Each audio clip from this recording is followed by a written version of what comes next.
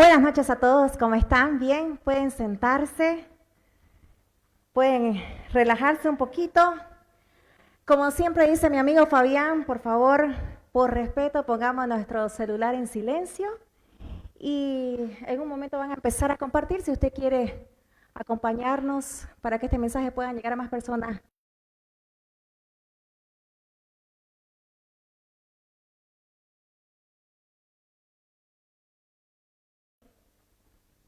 No soy atleta, por si acaso, eso no es lo mío, pero sí soy atleta en otras cosas, como en curar dientes.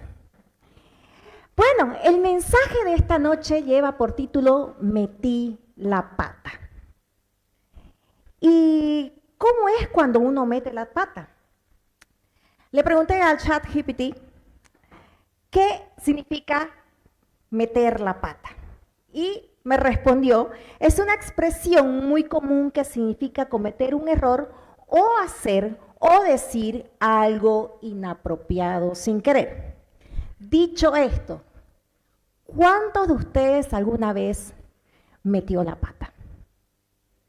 Bien, bien, bien, por los valientes que levantan la mano, pero escuchando yo esto, vengo metiendo la pata desde que tengo uso de razón. Muchas veces metemos la pata con ciertos comentarios.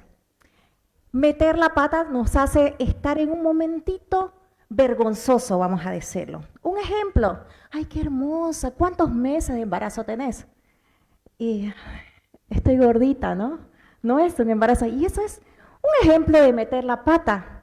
A veces me ha pasado y ya por eso solamente lo pienso y espero que me cuente nomás. No, porque si no es solamente gordura.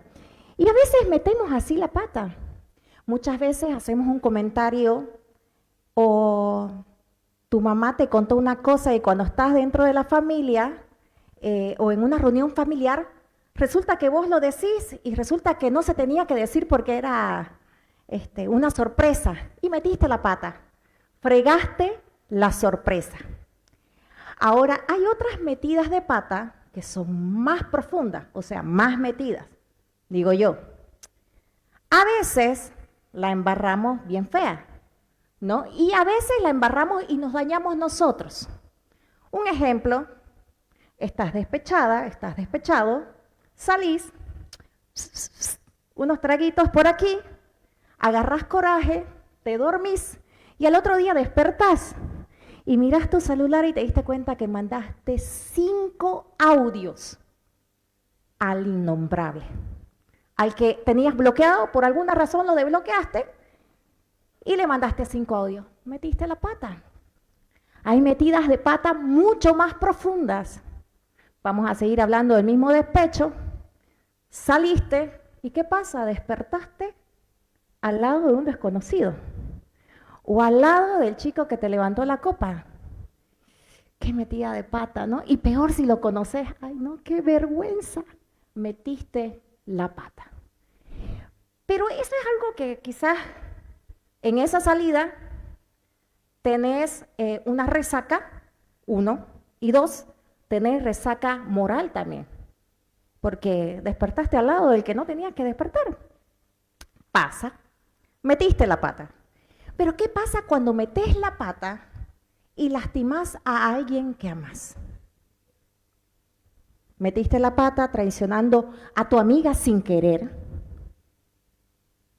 confesando o contando algo que era muy íntimo quizás de tu amiga y era tu mejor amiga, tu amiga de la infancia.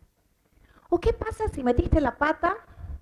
Algo muy fácil, decepcionando a tus padres.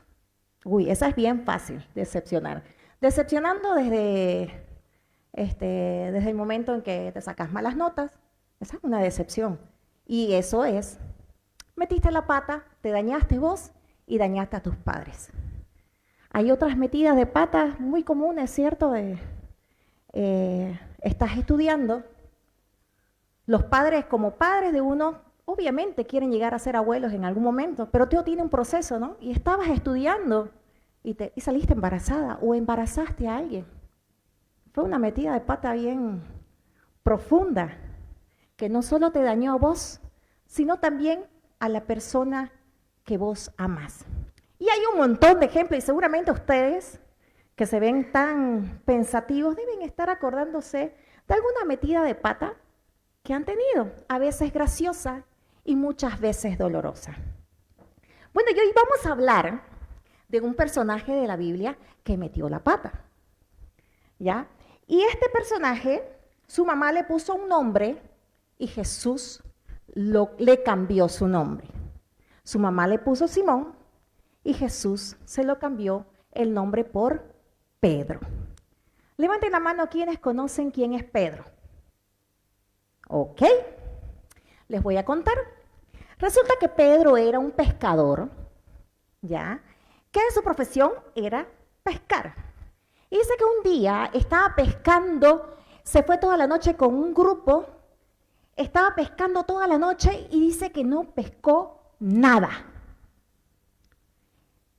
De repente amaneció y a las orillas se ve un hombre, un maestro que venía enseñando por ahí, y resulta que les dice, hey, pero no acaben, vuelvan a lanzar sus redes.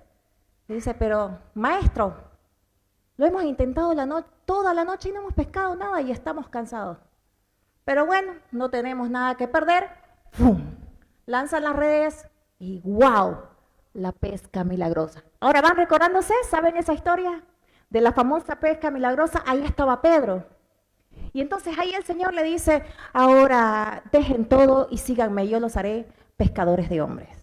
Y entonces Pedro y un grupo más empieza a seguirlos. Y Pedro se convierte en uno de los 12 discípulos del Señor. Ahora ya lo van cuadrando, con la siguiente historia lo van a recontra conocer porque salen las películas. Y vamos a leer esta parte de la historia donde aparece Pedro, que lo conoció pescando en la famosa pesca milagrosa, que está en Juan capítulo 13, 33. Pero antes de leer, los voy a poner en preámbulo de lo que pasaba en esta escena, ¿ya?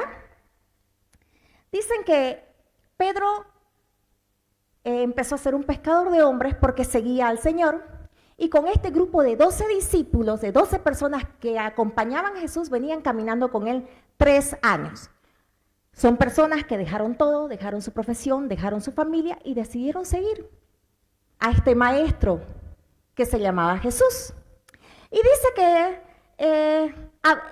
comían con Jesús, dormían con Jesús, caminaban con Jesús, reían con Jesús, dormían y cenaban, comían, desayunaban, pasaban momentos hermosos con Jesús y veían todo lo que Jesús podía hacer, todos los milagros que Jesús podía hacer.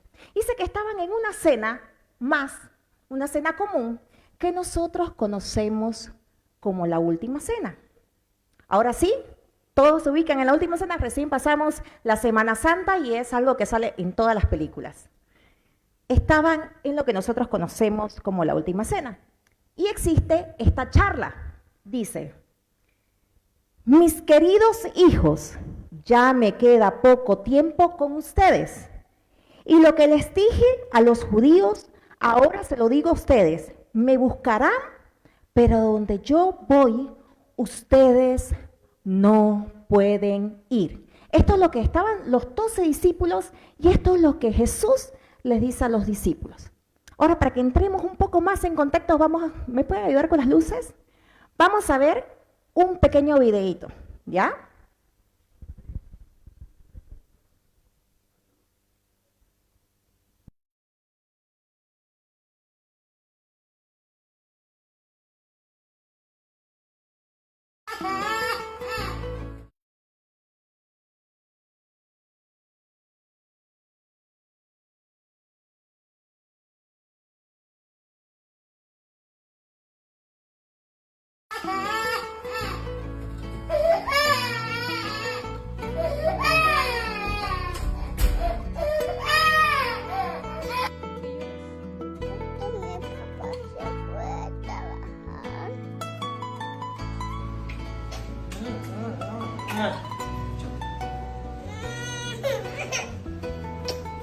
No lloré, no lloré.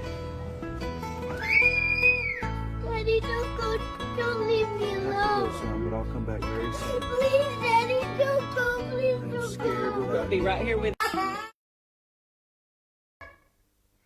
Bueno, no sé si ustedes tienen hijos, si conocen sobrinitos, pero los niños usualmente tienen esta forma de actuar, ¿no? El papá o la mamá se fue al baño y ya lloraron porque piensan que se fue al otro lado del mundo y que no lo van a ver nunca más. Mis papás son separados desde que yo no me acuerdo, quizás 2, 3 años. La verdad que no me recuerdo cuando se separaron, pero sé que fue en esa edad estimada. Y bueno, ellos eran muy jóvenes y mi papá, ambos se quedaron, vivían acá, pero me llevaron a vivir con mis abuelos. Mis abuelos viven en Montero. Entonces yo me quedé con mis abuelitos y mi mamá iba los días viernes y se despedía de mí el día lunes. Y mi papá solo iba el día domingo, porque iba a visitar también a su mamá, a mi otra abuela que también vivían en Montero. O sea, todos montereños. Resulta que cuando iba con mi papá, pasaba todo el día domingo con él y los primos y los abuelos. Cuando me devolvían a la casa de mi otra abuela, era un griterío, es lo único que me acuerdo. Que yo zapateaba y me jalaban como si me estuvieran desprendiendo de algo. Y claro, lo iba a ver la otra semana, pero yo no entendía el por qué me quitaban a mi papá o por qué se tenía que ir. Y lo que vemos en las imágenes, en el video, es muy real. El niño no entiende de tiempo, no entiende de espacio quizás y siente que no va a volver a ver a su papá. ¿Por qué les muestro esto? Porque yo quise centrarme mucho en lo que les acabo de leer, porque muchas veces lo leí y lo pasé desapercibido. Y me quise poner en los zapatos de los discípulos, de cómo se sentían cuando el Señor les dice, mis queridos hijos, ya me queda poco tiempo con ustedes. Y lo que les dije a los judíos, ahora se los digo a ustedes, me buscarán, pero a donde yo voy, ustedes no pueden ir. Y ¡pum! Golpe bajo para los discípulos. Yo me imagino que se sintieron así, ¿no? Que empezaron a llorar y decir, pero ¿por qué nos vas a dejar? ¿A dónde te vas a ir? ¿Por qué yo no puedo ir? Y eran hombres que habían dejado todo y que estaban aferrados al Señor 3 años, que convivían con Jesús. Y vamos a seguir leyendo lo que dice este pasaje. Vamos a leer el versículo 36, que dice, Simón Pedro, el Pedro que hablamos al principio, que Jesús conoció, que es pecador y que hizo la pesca milagrosa. Simón Pedro preguntó, Señor, ¿y a dónde vas?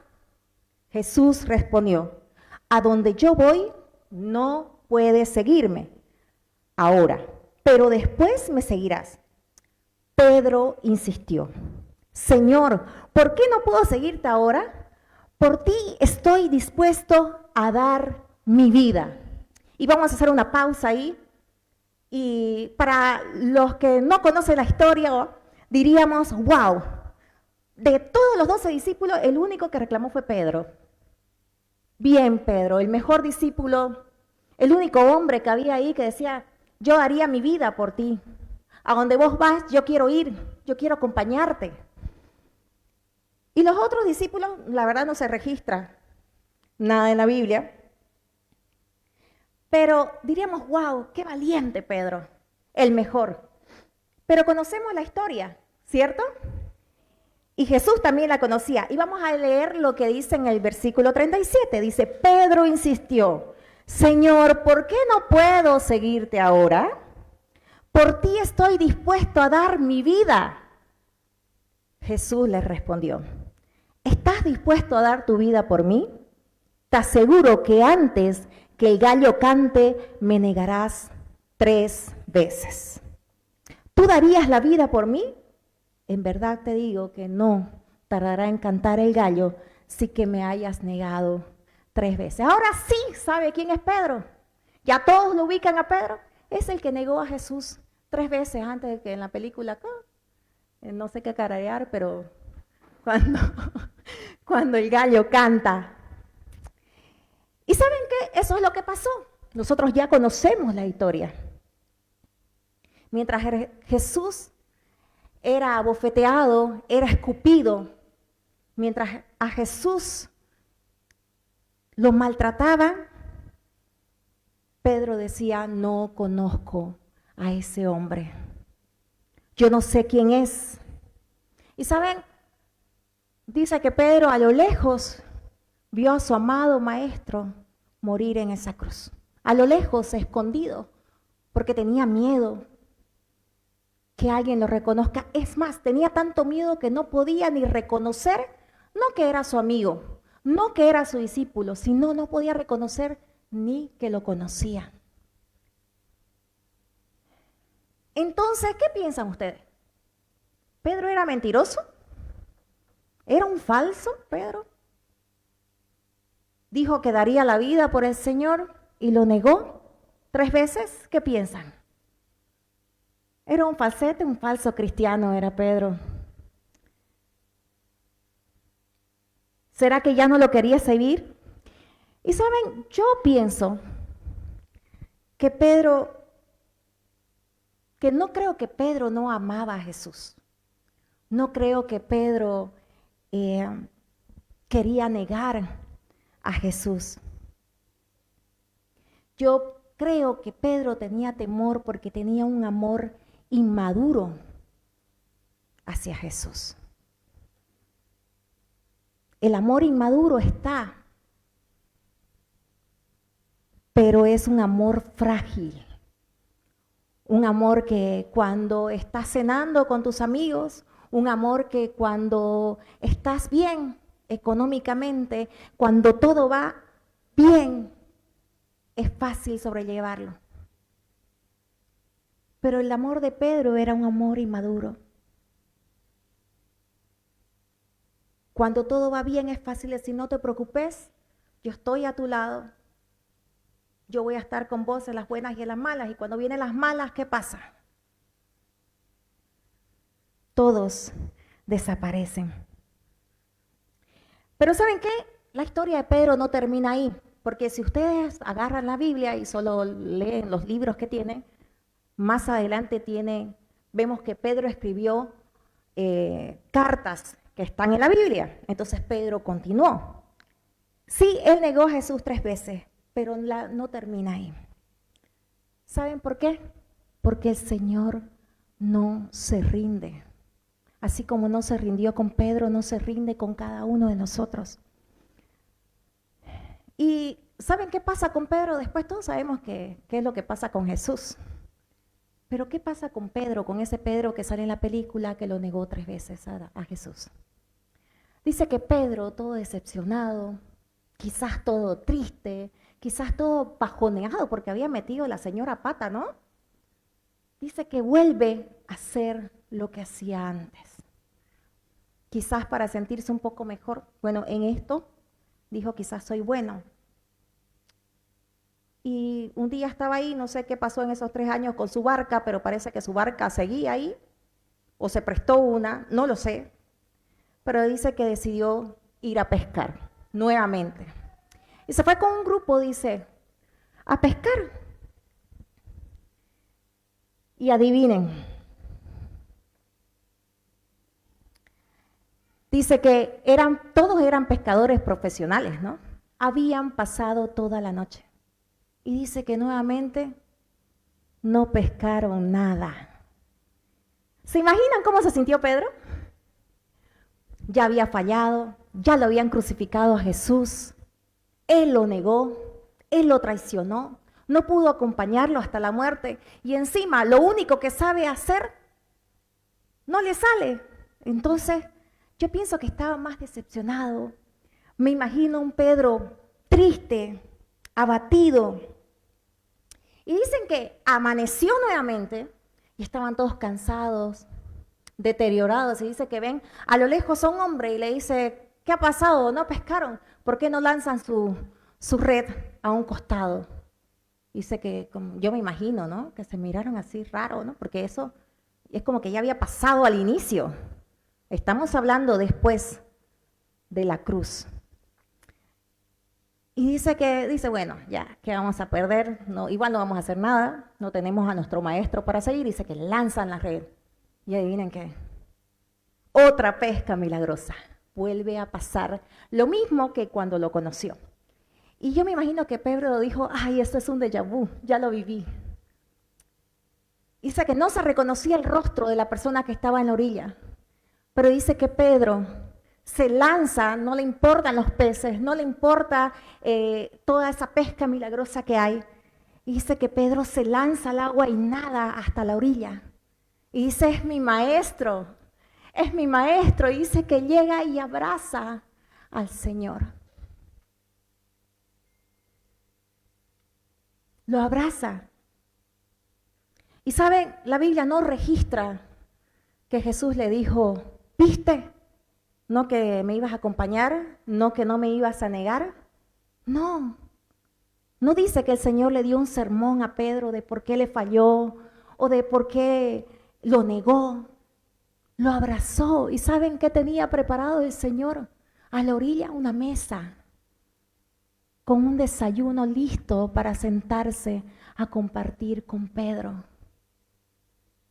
Para recordarle lo último que había hecho con él, que fue una última cena antes de la cruz, y ahora tenía un primer desayuno con él después de la cruz.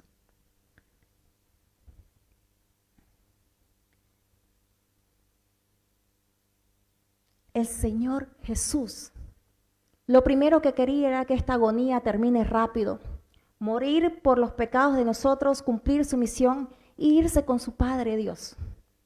Pero ¿saben qué hizo Jesús? Hizo una pausa en todo esto para volver a buscar a Pedro. Y eso es lo que el Señor hace con cada uno de nosotros. Cuando nosotros creemos que no hay nada, que ya metiste la pata, que te equivocaste, que fallaste, que lo arruinaste, el Señor insiste, vuelve a buscarte para tener comunión contigo y sentarse, poder sentarse a la mesa a tener comunión contigo. Hoy les quiero preguntar, ¿hay alguien que vino obligado a este lugar? ¿Alguien lo obligaron? O sea, no es malo decir que lo obligaron. O sea, Nicole, ¿lo obligaste a venir? No. Michelle, ¿lo obligaste a Fabián a venir? Nadie obligó a nadie. Nadie, bueno, qué bien. Me alegra que a nadie los hayan obligado, porque a mí me obligaban a ir a la iglesia. Cuando tenía 17 años y tomaba buena cerveza, dijo Homero, mi mamá me obligaba a ir a la iglesia. No había atletas, obviamente, no me congregaba en esta iglesia, pero me obligaba mi mamá a ir a la iglesia. Y bueno, la iglesia es domingo, ¿no? No era como aquí atletas lunes, bonito. Usted ya viene descansado. Resulta que yo salía hartísimo, ¿ya? Y mis salidas eran bien, porque si yo salía era para descualquierarme, ¿no? No era algo simple. Y resulta y acontece que mi mamá me decía, así querés salir. Y yo era buena en lo que hacía, era buena en mis estudios, era buena limpiando mi casa. O sea que mi mamá le limpiaba la casa todo el día y el sábado todo el día, y en la noche yo le decía, mamá, voy a salir hoy. No me decía, no me podía decir no, digamos. O sea, la pobre ha trapeado todo, se lavó el baño y no le puedo decir no. Yo era inteligente. Entonces, mi mamá me decía, puedes salir, pero mañana yo te quiero en la iglesia a tal hora. Ya, le decía yo. Salía, a veces 3 de la mañana. Ojo, no iba a dormir a mi casa porque siempre me quedaba a dormir donde una amiga. Y tengan esto claro, para los que tienen hijos o cuando algún día los tengan, nunca los deje quedarse a dormir en las casas de las amigas. O sea que mis hijas alucinen, ¿no? Jamás van a quedarse a dormir en la casa ni de las primas ni de nadie. No, eso no existe. Los niños tienen casa y pueden volver a sus casas. Dicho esto, bueno, llegaba el otro día, yo salía y el otro día con agua fría me bañaba, porque si no el otro domingo, el otro sábado no había salida. Salía y me levantaba, iba a la iglesia, ¿no? Y mi mamá, pues, bien de iglesia, así como soy ahora, se sentaba adelante, así como me siento yo los domingos, y todo el tiempo miraba así para atrás para ver si yo llegaba. Llegaba y era una iglesia gigante y yo me sentaba allá en la última silla. Y no quería que nadie se me acerque, que nadie me salude, porque por ahí me olía el tufo, ¿no? O sea, feo. Y me sentaba y decía, ay, qué aburrido ese pastor. Y el pastor daba los anuncios de aquí a 3 meses, cosas que faltaban Día de la Madre y estábamos en Navidad, digamos. Entonces, y para mí era pesado. Pero había domingos que sábado no había salido porque ya había salido jueves y viernes. Entonces ya no daba como para pedir permiso sábado, obvio. Entonces, esos días domingos los disfrutaba. Me encantaba la iglesia cristiana. Era católica, pero me encantaba la iglesia cristiana. Iba porque mi mamá, obvio, me obligaba. Pero esos domingos que me obligaba y no estaba amanecida, tenía un contacto tan bonito con el Señor. Lloraba, harto lloraba. Y decía, ahora mi vida va a cambiar. Y soy nueva. Y decía, ¿quién quiere pasar a... ¿Alguien recibió a Cristo en su corazón aquí? ¿Nadie? Bueno, Fabián, allá bien. Porque yo lo recibí como 73 veces. Todos esos domingos que fui bien a la iglesia, los recibí. Y era hermoso. Pero cuando salía, era lo mismo. Salía ya el lunes a la universidad, ya tenía mi grupito, tenía mi agenda de churrasco día tal, hasta llegar al día sábado. Y me olvidaba lo bonito que había pasado en la iglesia. Bueno, resulta y acontece que un día, se los voy a acelerar, porque me emocioné, tiempos aquellos. Resulta que iba a salir y el domingo tenía que estar con mi papá. Y como les comenté, mis papás son separados.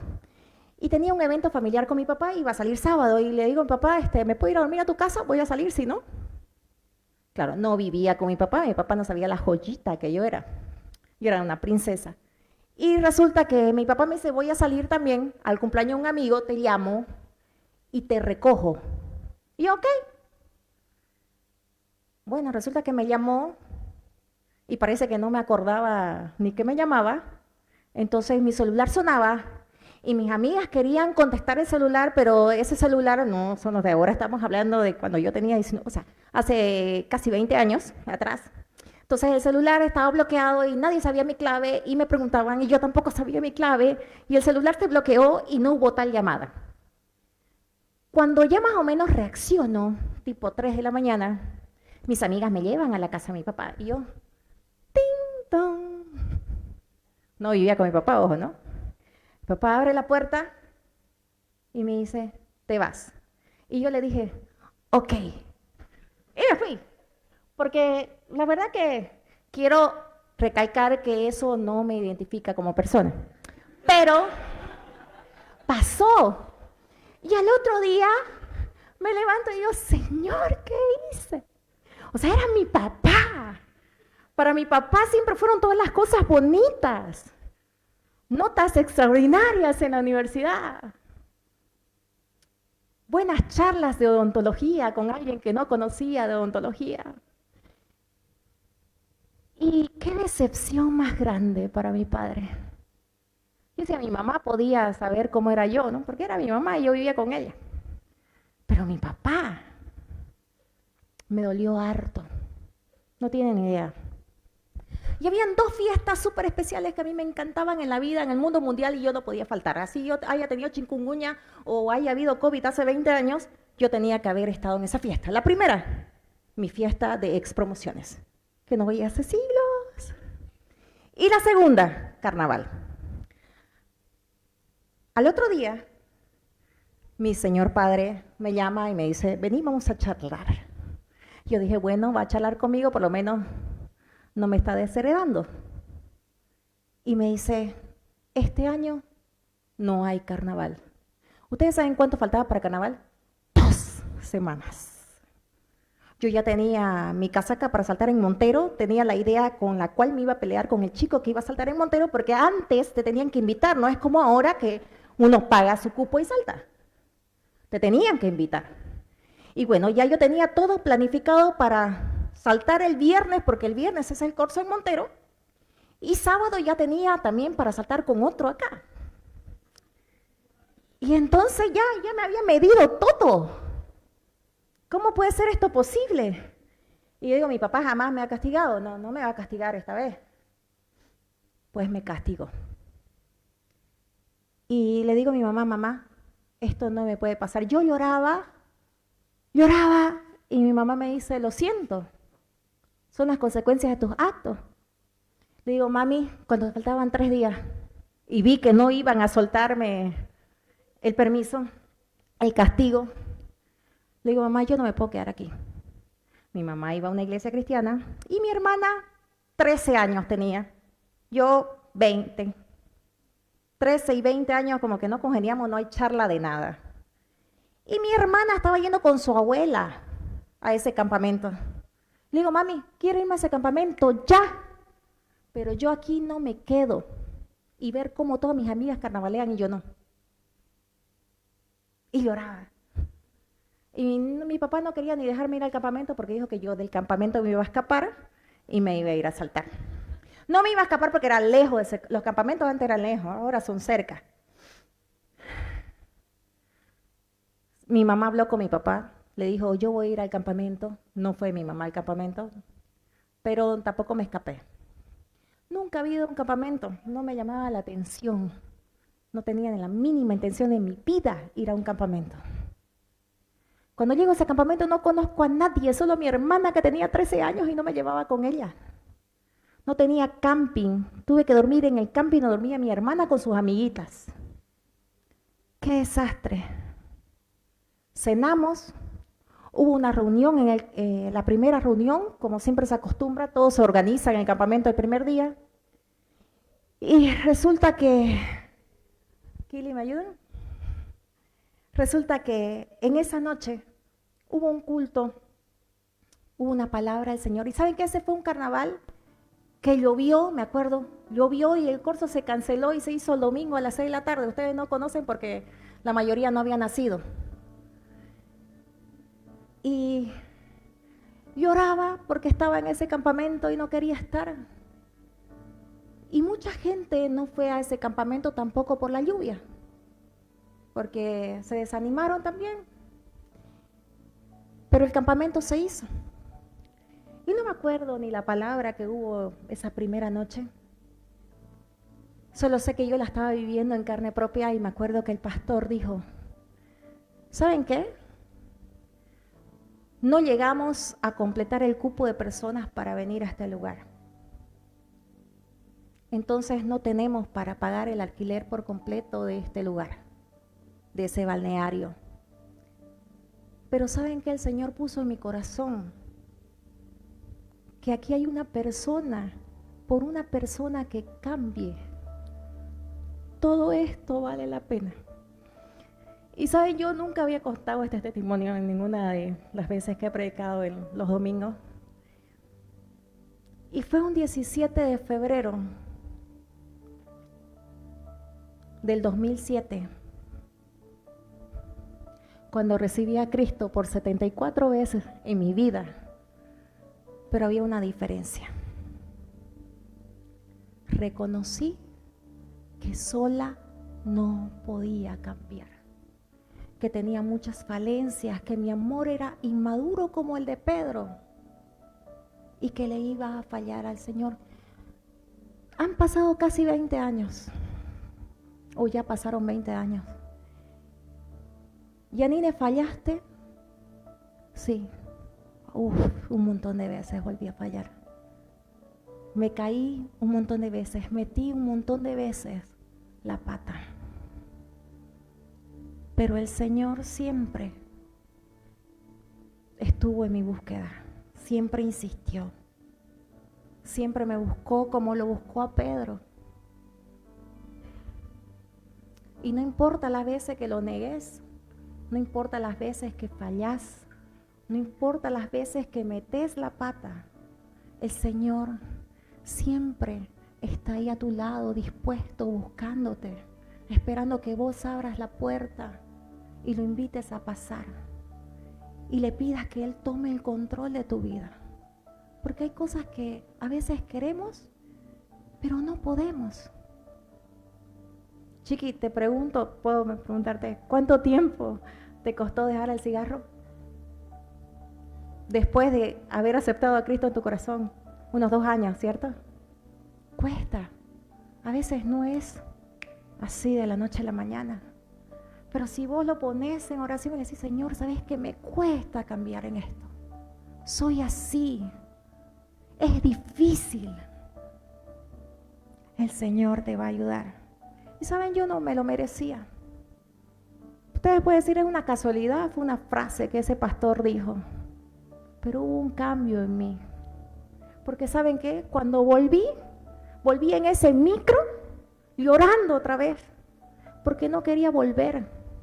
Quería que toda mi vida sea un campamento. Porque ustedes, los que no han ido a un campamento, no se imaginan lo hermoso que es un campamento. No te preocupas por nada y ahora que sos grande como yo, no tenés que preocuparte por si tenés que darle de comer a alguien o tenés que pagar luz, agua. Y deseas que toda tu vida sea un campamento. Es linda la experiencia. Y no quería volver. Me fui llorando a ese campamento y me volví llorando. ¿Saben qué pasó? 2 semanas estuve sin salir a ningún lado. Me daba miedo salir, me daba miedo de mí misma. Mentía hartísimo. Cuando me decían, Yani, tenemos esto, podés venir, salir, te estamos yendo a recoger, salí de una vez de tu casa. No puedo, estoy cuidando a mis hermanos. No sé, me duele la pierna. Me inventaba cualquier cosa. Porque me daba miedo seguir teniendo las mismas amistades que gracias al Señor ya no las tengo. No son más mis amigas, ni mis amigos. Solo vivirán en mi recuerdo, decía la de Titanic. El Señor es bueno, el Señor cambia, el Señor hace que todo se acomode. Es difícil, ¿no? Porque yo trabajo, qué sé yo, en un lugar donde me incita a todas esas cosas. No, el Señor lo va a acomodar. Y saben, quiero terminar mostrándoles un video, que evidentemente es un video antiguo, que cuando yo recién había tomado en serio al Señor, lo veía y me conmovió mucho y hoy quiero compartirlos con ustedes. No tiene muy buena resolución porque es antiguo, de mi época. Así que vamos a mirarlo.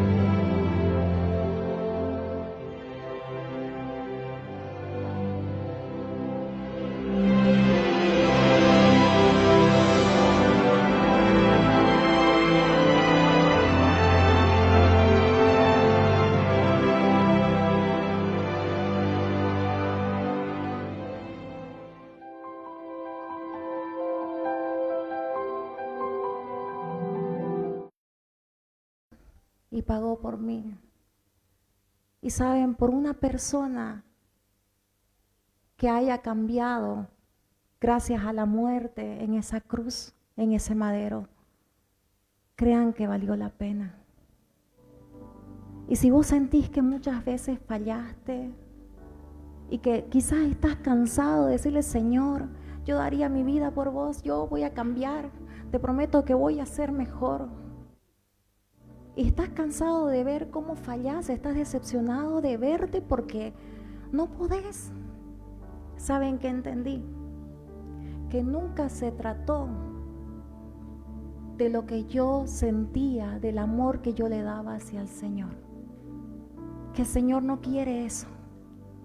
El Señor lo que intentaba era que yo entienda su amor hacia mí.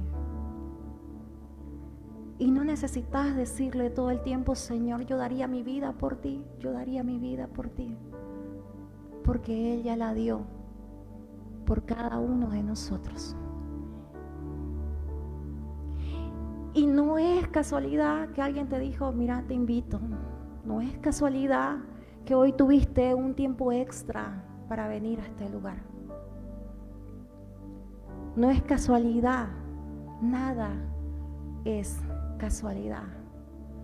El Señor movió todo para que vos puedas estar en este lugar y puedas tener un desayuno, una cena con Él y puedas sentarte en su mesa y tengas comunión con Él.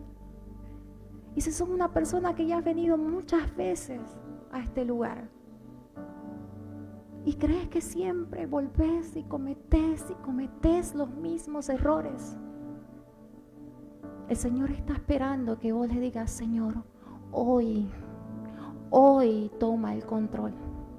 Hoy inicia tu proceso en mí.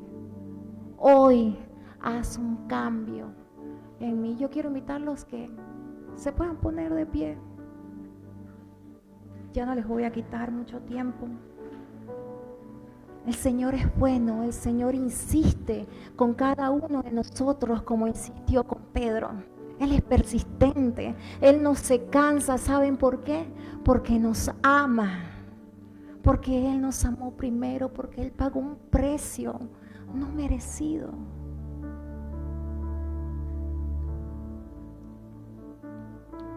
¿Saben? Al final de la historia de Pedro, cuenta la historia que Él sí dio la vida por Jesús. Si ustedes leen, si ustedes ven cómo Pedro muere al final, predicando la palabra del Señor, muere crucificado. ¿Y saben qué dice Pedro? No me crucifiquen de una manera normal. Crucifíquenme cabeza abajo porque no soy digno de morir como murió mi maestro. Pedro sí amaba a Jesús. Así como yo estoy muy segura que vos lo amás, como yo lo amo.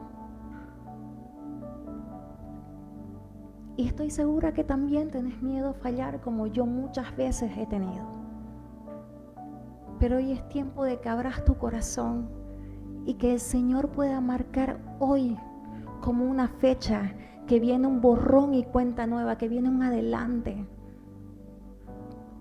una historia marcada por lo que el Señor quiera marcar para tu vida, para que Él pueda hacer lo que Él realmente tiene preparado para vos. No es coincidencia. Cierra tus ojos ahí donde estás y decirle, Señor, hoy me rindo a ti, hoy te abro mi corazón para que tú puedas tomar el control. Padre, yo reconozco y me arrepiento de todo lo que he hecho, Señor. Reconozco que te he negado, Señor. Reconozco que te he fallado, Señor, y que fallo a diario, Dios. Hoy levanto mis ojos hacia esa cruz, Señor, donde está mi socorro, donde tú de la manera más perfecta manifestaste un amor por mí que nadie más podría. Hoy te veo, Señor. Hoy te veo persiguiéndome. Y estoy aquí porque tú no te has dado por vencido. Tú tienes un destino glorioso para mi vida. Ahí con tus ojos